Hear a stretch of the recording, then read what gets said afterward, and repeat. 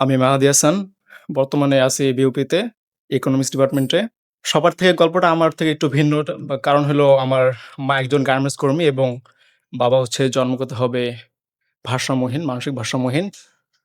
অ্যা ১ম এ আমি আমার মাকে ধন্যবাদ জানাতে চাচ্ছি কারণ সে আমাকে অনেক সাপোর্ট করছেন মানসিকভাবে। দেন আমার মা যখন গার্মেন্টস থেকে আসতেন তখন আমাকে রান্না-বান্না সবকিছু করতে হইছে। দেন সে অনেক অসুস্থ ছিল। অনেক ডাক্তারের কাছে নিয়ে গেছিলাম। পড়ালেখা চালিয়ে গেছিলাম।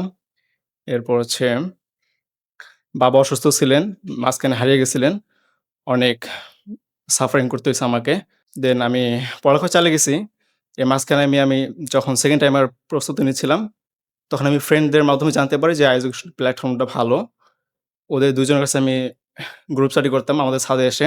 এরপর হচ্ছে আমি আমাদের সুফিয়ান ভাইয়া ছিলেন, মহসিন ভাইয়া ছিলেন। তাদের ক্লাসগুলো আমি করতাম নিয়মিত, নোট করতাম। দেন আমার খাতাগুলো এখনো আছে। এর ধন্যবাদ সবাইকে। আসসালামু আলাইকুম।